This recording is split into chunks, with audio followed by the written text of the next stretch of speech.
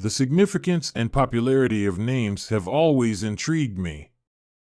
As an author and someone on a personal spiritual journey, the interpretation of names is a crucial element in my narrative and tales. However, the popularity of a name often depends on our culture. Many prospective parents look to the Bible for baby name inspiration. Some unique names seem like the result of a sneeze, while others, such as David, Daniel, John, and James, have become staples. Some names, like Joseph from Genesis and Joseph, Jesus' father, appear repeatedly in the Bible. One such name is Asaph, which appears multiple times. It may not top the baby name charts this year, but every name in the Bible carries significance. So, how many biblical figures bear the name Asaph, and why are they mentioned in the scriptures? How many biblical figures are named Asaph? The Old Testament mentions 3 individuals named Asaph. The first Asaph we encounter is Asaph the psalmist in 1 Chronicles 6 verse 39. Here, Asaph is identified as a Levite and one of the temple musicians that David appointed to oversee the music after the Ark of the Covenant arrived in Jerusalem, 1 Chronicles 6 verse 31. The second Asaph served as a recorder in King Hezekiah's court during 725 to 696 BCE. He is mentioned in 2 Kings 18 verse 18 and 2 Kings 18 verse 37. The third Asaph was the forest keeper for King Artaxerxes when Nehemiah requested the king's assistance in rebuilding the walls and gates of Jerusalem, Nehemiah 2 verse 8. But what do we know about these 3 men? Asaph, the son of Berechiah, was a Levite who served as a music minister at the tabernacle until the construction of Solomon's temple in Jerusalem, as described in 1 Chronicles 6 verse 39. He was selected by David to lead the music performed in the tent where the Ark of the Covenant was housed, using cymbals, 1 Chronicles 16 verses 4 to 7, 1 Chronicles 16 verse 37. Asaph is known as the author of Psalm 50 and Psalm 73 to 83. The psalms written by Asaph encompass various genres, including laments and didactic psalms that impart lessons to future generations. Each one is filled with a range of emotions, and they all share a common theme of the people of God striving to cling to God's promises amidst the trials and tribulations of life in a fallen world. Mike Leake, a contributing writer, encapsulates this theme beautifully. These psalms are the cries of God's people during dark times, yet they are filled with profound hope. They attest to the belief that God is setting all things right. We also come across psalms attributed to the sons of Asaph.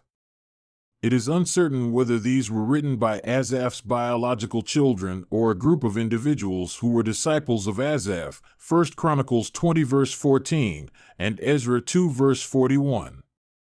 It could also refer to an author with a writing style similar to Asaph, much like how we categorize music by its style today, example, gospel, hip-hop, rock, etc. In 2 Kings 18 verse 18, Asaph is mentioned as a recorder or chronicler.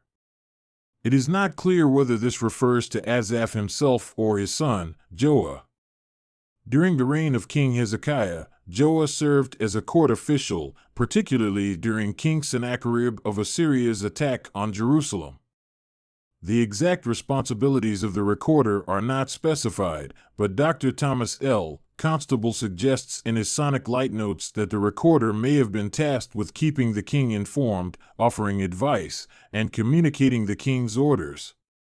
King Hezekiah, who succeeded his father King Ahaz as the king of Judah, is renowned for his faith in the Lord, as described in 2 Kings 18 verses 5 to 6. His battle with King Sennacherib of Assyria was not just a physical conflict, but a battle of faith, 2 Kings 18 to 19.